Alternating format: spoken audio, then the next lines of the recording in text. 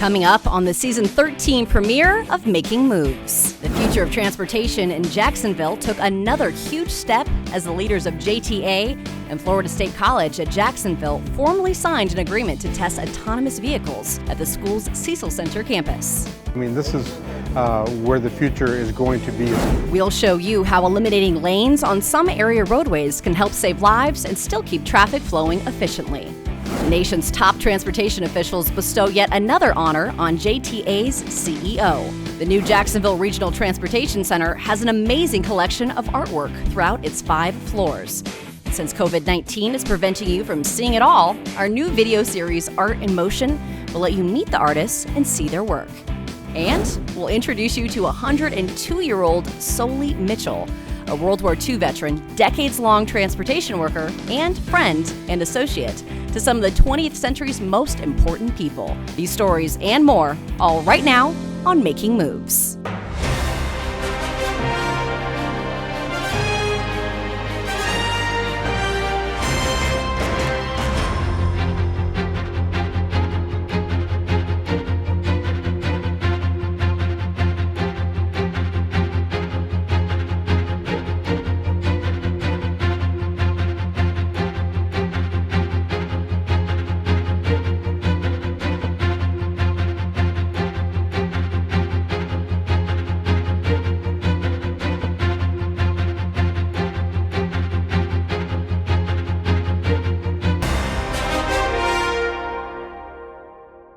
Hello and welcome to the season 13 premiere of Making Moves. I'm Bill Milnes.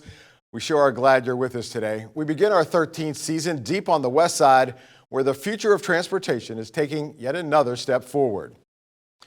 JTA CEO Nat Ford joined Florida State College at Jacksonville's president, Dr. John Avendano, at FSCJ's Cecil Center campus to sign the agreement for a new autonomous vehicle test track at the school. And in a surprise move, the authority debuted its 5th AV, the Ollie 2.0. It's a partnership that's been in the works for months. JTA bringing its autonomous vehicles to Jacksonville's west side and FSCJ's Cecil Center for testing. The Cecil campus has everything JTA needs to continue its advanced AV testing program. JTA CEO Nat Ford and FSCJ President Dr. John Avendano met at the test track to sign the documents, making this agreement official.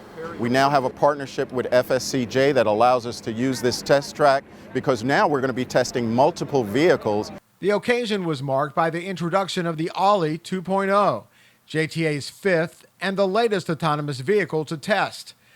This was the first appearance anywhere in North America of this latest Ollie prototype, a real coup for the JTA.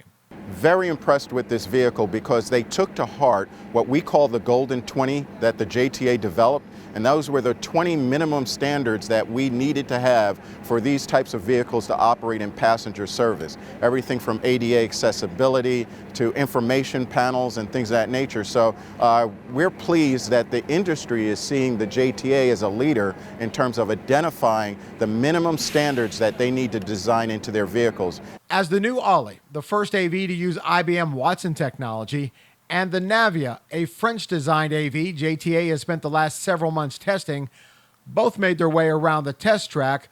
Ford and Avendano talked about the overall benefits of JTA bringing AV technology to the Cecil Center. Benefits that are far-reaching beyond just testing driverless vehicles. It's also about building a local, technology-inclined workforce of the future. It allows the workforce, their students, to actually touch, feel, learn about these vehicles, and then also partner with the JTA in terms of our testing program. So this is a critical partnership. Brings in that skill set of troubleshooting, of diagnostics, of IT, GPS types of knowledge. So I'm excited to bring all those things together that our faculty and the institution can put together so that we can train that workforce. In Dr. John Avendano, Nat Ford has found a peer who understands the need for innovation and is willing to take a chance to make it a reality at FSCJ. These two visionaries are looking far into the future and already imagining the possibilities and how to make them happen. someone who sees far down the road where technology, where our culture is going in terms of transportation, and recognizing that a partnership with an organization like the JTA is a benefit to his curriculum. That FSCJ is on the cutting edge of curriculum, it's on the cutting edge of technology, it's on the cutting edge of what the workforce is going to look like. We're going to help drive that, in my mind. JTA is constructed, is currently upgrading, or will soon begin construction on several major roadways in the Jacksonville area through its Mobility Works program. Recently completed projects like the Girvin Road and Kernan Road expansions and the Collins Road project currently underway are prime examples. Alta Drive near the port and San Pablo Road are soon to start. But none of these projects would be possible without JTA's ability to leverage future gas tax monies into $100 million in bond revenue to pay for them.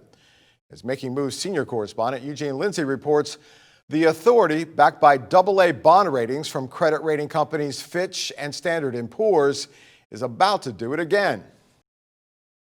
Since the inception of the JTA Mobility Works program nearly 5 years ago, the Transit Authority has been at the forefront of major road construction projects here in Jacksonville.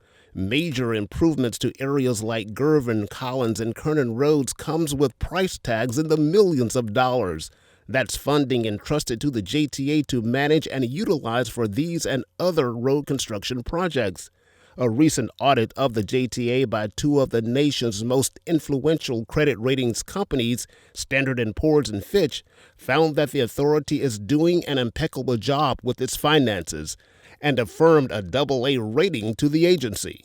In its report, Fitch states that the JTA is well positioned to withstand the current COVID-19 pandemic due to strong reserves, ample expenditure flexibility, a resilient economic resource base, and significant federal support for U.S. public transit agencies. They're telling the world that our financial management is strong. JTA's Chief Financial Officer Greg Hayes says these credit rating agencies are responsible for evaluating and analyzing the creditworthiness of companies that have been awarded funds to utilize for various corporate projects. In JTA's case, it's road construction projects left over from the Better Jacksonville plan more than a decade earlier.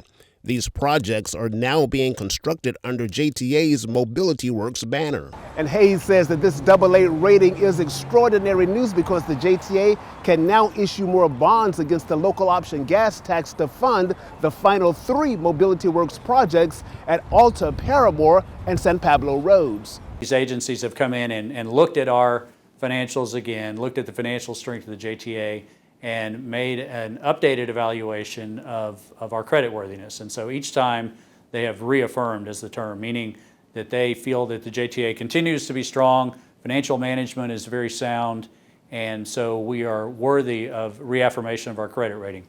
The Jacksonville City Council and the JTA approved the local option gas tax through 2036. And with this AA rating from Fitch and S&P affirms that the JTA will make good on any bonds awarded to fund future projects. Both S&P and Fitch reaffirmed our rating, meaning that they are substantiating the fact that JTA's financial status is very strong, that our future is not in doubt. So with the solid bond ratings in hand, the JTA is expected to issue another $40 million in bonds to complete the final Mobility Works projects.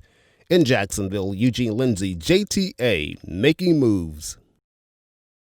Since his arrival at JTA in December 2012, CEO Nat Ford has been honored by the Obama White House as a champion of change. He's been named an Ultimate CEO, inducted into the First Coast Business Hall of Fame, and has been selected as chairman of the American Public Transportation Association.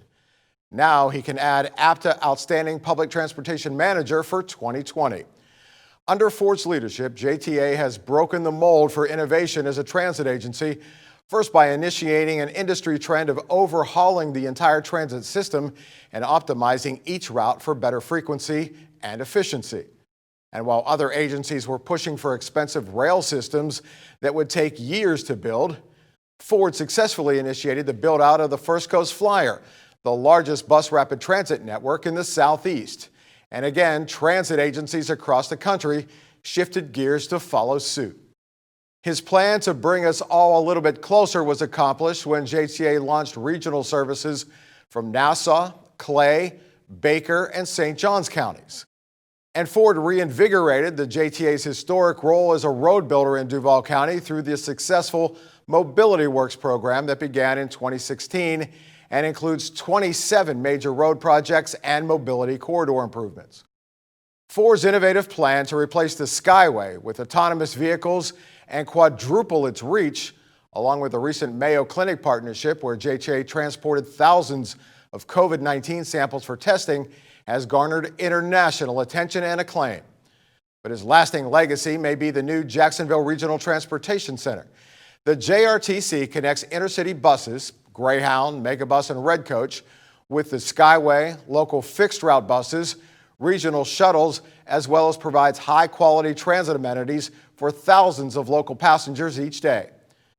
Ford will be honored by his peers virtually later this month at APTA's conference, and then formally accept his award next March in Anaheim, California. So congratulations to JTA CEO Nat Ford on another amazing honor. Up next on Making Moves, does your road need a diet? Karen Adams tells us why Jacksonville is looking at slimming down some area roads, how it will work, and why it really doesn't slow down traffic like most people think it will. Eagle has landed. JTA and Balfour Beatty celebrate winning 2 Eagle Awards. We'll tell which JTA projects took home the trophies. Today, we're going down memory lane with a 102-year-old World War II veteran with quite the story to tell.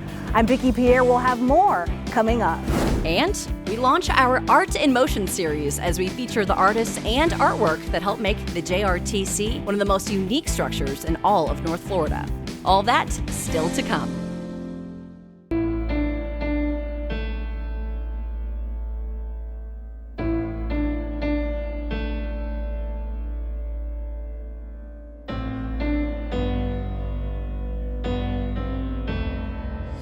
This is where you rise, this is where you shine, this is where you become the greatest of all time. History in the making. This is history in the making. History in the making. Vote for your life. Welcome back to Making Moves. I want to ask you a question. Is your road fat? In other words, does it need a diet? Now, if you're asking yourself, what in the world is this guy talking about? It's okay. It is a strange question. But it's a question that Jacksonville planning and transportation experts are asking about several area roadways. And what they are finding out is that a road diet is a very useful way to make a neighborhood healthier and safer for everyone using the road. Here's Making Moves correspondent Karen Adams to tell us why. Several roads in Jacksonville are about to go through or have already gone through what's known as a road diet. Essentially, it means repurposing a road so that it can service all kinds of users: motor vehicles, bicyclists, and pedestrians. The idea of a road diet can concern some motorists because by design, they think the road will become smaller and that it will mean traffic congestion. However, roadway engineers and designers are careful to pick areas where traffic volume is not dangerously high and where bike lanes and larger sidewalks can be built with safety in mind. Nowadays, people tend to be more active later in life, and cities like Jacksonville need to design spaces, including roads, to meet the demands of this more active lifestyle. As this pendulum swings, the population ages, and they demand more from their roadways, and they realize a road is much more than just cars going from place to place. It's mobility, it's economic development, it's all these things. When people are realizing this, it's very important for us to pick locations that it is going to work. One such location is River Place Boulevard here on the South Bank. The newly reconstructed roadway takes into account the area has a high demand of bicyclists and walkers. This is what a roadway diet looks like. It's optimized for both pedestrian as well as bicycle traffic. A land use planner by trade, Neptune Beach Vice Mayor Fred Jones says people should concentrate less on the reduction in lanes and more on the repurposing. what's already there and enhancing the space to accommodate more users safely and efficiently. You're reallocating the space that's in the roadway for other users. So it may be, typically you might have a 4-lane facility, 2 through lanes in each direction. And in this case, what we're recognizing is that there's really excess capacity for the vehicles that are there. So what it is that road that's 4 lanes probably operating for around a 3-lane capacity. And so how do we rebalance the facility to say, can we take the outer lanes, maybe the 2 outer lanes out, and repurpose those for cycling or for transit or for on-street parking or whatever the need may be? And the goal there is, we're not trying to take away from vehicles, we're just trying to get a greater sense of the balance for all needs. Having that balance is critical to serving all users. And Carissa Moffitt's responsibility to ensure that balance is being planned for and that all users' needs are being met. Moffitt is the bicycle and pedestrian coordinator for the city of Jacksonville.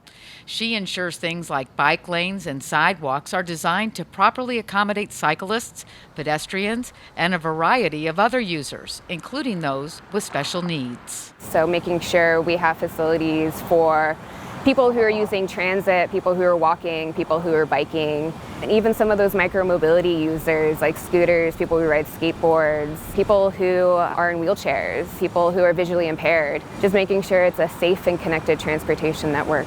There are many examples in Jacksonville where road diets are being considered. The goal in all of them is the same: to produce dividends from both an economic and livability standpoint. In Jacksonville, Karen Adams, JTA, Making Moves. When you're 102 years old, you've seen some things. Well, Mr. Sollie Mitchell has definitely seen some things.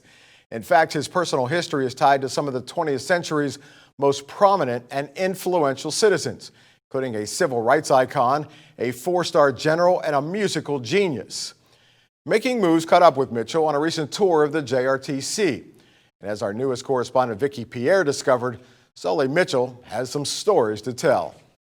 If these walls could talk, they'd speak of this city's rich history in transportation and African American culture. It's a history Sollie Mitchell knows well. He's lived it. Is there anything you haven't done? Not much. Our first encounter with Mitchell began here inside of the JRTC. He came as part of a tour group, but you could also say he was traveling down memory lane. You see, Mitchell's ties to the River City and La Villa run deep. Right here was a restaurant. Let me see what else. And I think there was a hotel, restaurants, and colored people businesses. He attended Stanton High School and was drafted into the Army in 1941, at one point working under the legendary General Douglas MacArthur. He eventually returned to Jacksonville to embark on a years-long career in the railroad industry. Mitchell says transportation has come a long way since those days. Mitchell's 35-year career began here at the old railroad station right across from where the JRTC is located now. He began as a Pullman car porter, or African-American men hired to work on sleeping cars. It was through the course of his long career that he met and worked with many key historical figures. I met President Roosevelt in the station right here. That was while he was president. But Mitchell did much more than brush shoulders with past presidents. He worked alongside civil rights leaders like A. Philip Randolph, who, among many things, led the charge in unionizing the car porters. I was A. Philip Randolph's secretary for 6 years. Working for A. Philip Randolph, I was with him in negotiations. I was with him when he did no negotiations. I went along with him. And get this, Mitchell also worked on the Freedom Train, which transported passengers from Jacksonville all the way to Washington, D.C. for the historic march in 1963. Mitchell eventually transitioned to working at CSX under the Prime Osborne of the Prime Osborne Convention Center. But beyond his work in transportation, Mitchell was active in the community, even working closely with humanitarian Eartha White of the Clara White Mission. And if all of that isn't impressive enough, Mitchell has even rubbed shoulders with some great musical legends. I was a friend of Cab Calloway. Wow. We used to play the horses together. Ray Charles, I hired him to play for my high school band. Mitchell retired in 1981, but his commitment and service to this city remained strong, even at 102 years old. And in spite of his impressive past and present, Mitchell remains humble. I don't think I've accomplished anything. I was just placed in those positions. And it was the people that was around me made me what I am today. In La Villa, Vicki Pierre, JTA Making Moves. Jacksonville's downtown turned to gold in September as JTA joined the Tom Coughlin J Fund in its fight against childhood cancer.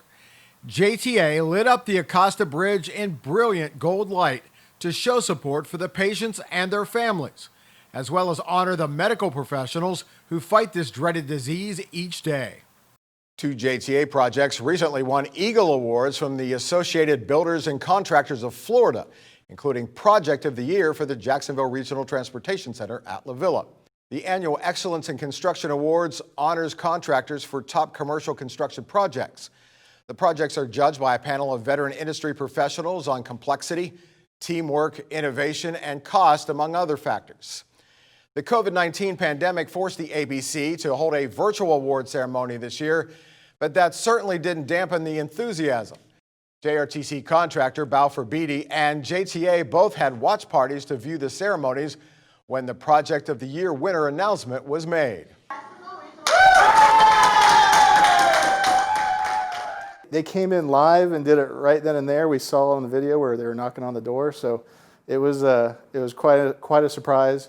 But we really think this project, being the heart of La Villa and what it means for downtown Jacksonville and everything that it means for JTA and everybody that uses it, that it's very worthy of Project of the Year. Being involved in this project, first one with JTA, it's pretty prestigious, and I'm very, very proud of the accomplishments of the team and the building as a whole. I get chills talking about it.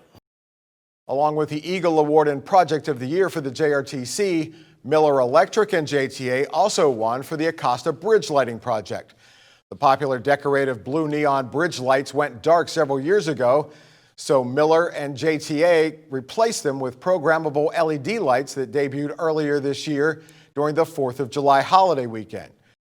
Last month, the JTA sold more than 38 acres it owned along AC Skinner Parkway for $8.4 million to developer D.R. Horton, who is expected to build a townhouse and apartment development. Last year, the authority sold nearly 18 acres just west of that site to Texas-based Presidium for almost $7 million. The property was surplus from the construction of the AC Skinner Parkway that JTA constructed several years ago to alleviate traffic backups on JTB. AC Skinner runs parallel to JTB between I-95 and Southside Boulevard. Still to come on the season 13 premiere of Making Moves. The new Jacksonville Regional Transportation Center has an amazing collection of artwork throughout its 5 floors. And since COVID-19 is preventing you from seeing it all, our new video series, Art in Motion, will let you meet the artists and see their work. I just fell in love with Jacksonville, and I'm really proud and happy to be embraced by Jacksonville as an artist. That story is up next. Roll over. Chance high five. All right. When you adopt a shelter pet, you discover all the things that make them unique. And your mother and...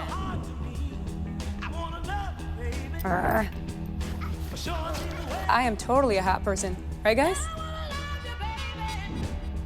Thanks for being honest. They're a little bit of a lot of things, but they're all pure love. Adopt pure love at theshelterpetproject.org.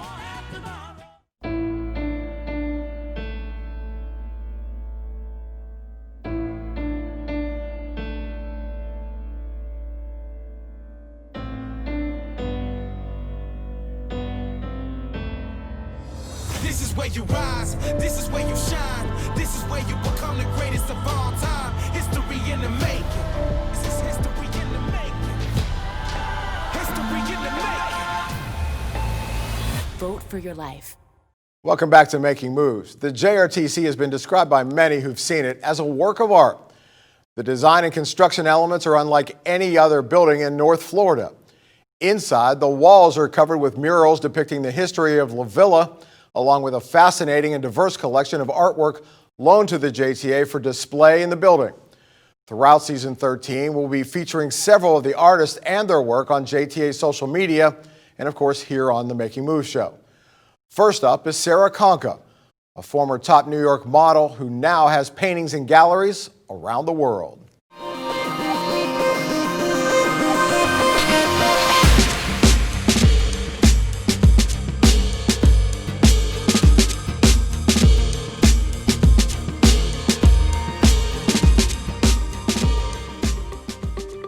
Abstract art is different for every viewer. What you take from it, it's your own. I'm originally from South Florida, and I lived in New York for about 18 years. And I started my career basically with Lionel Richie buying artwork and just with a bunch of galleries. About 25 years. 25 years. Been selling globally. I had a lot of help with South Florida, in New York, and I've been very lucky.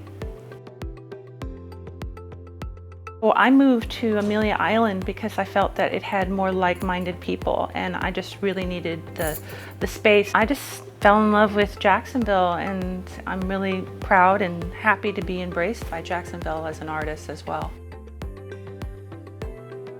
I really like to use construction materials, pieces of brass shavings, little pieces of BB gun bullets. I like to incorporate all of this into a piece, have it more organic and constantly flow. I like it. It's aqua. You know, it reminds me of the Jaguars. I still do your traditional fine art on canvas, but I like to play with other materials and new materials. Well, living in Jacksonville and being a newcomer, it's been a little hard, but I love it. I love living on the river, and I just am constantly inspired by it.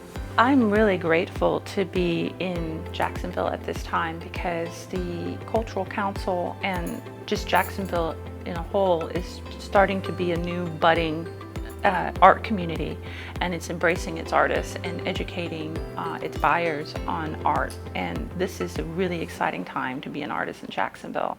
I'm just really honored and proud to be a part of it. Great stuff. And look for more of our Art in Motion series on future episodes. And that wraps up our season 13 premiere. We hope you join us next month as we begin broadcasting from our new studio at the JRTC. Until then, we welcome you to check out our YouTube channel where you can see past episodes and stories at your leisure. A direct link to our page is available at jtafla.com. For the entire Making Moves team, I'm Bill Milnes. Thanks for watching, and we'll see you next time.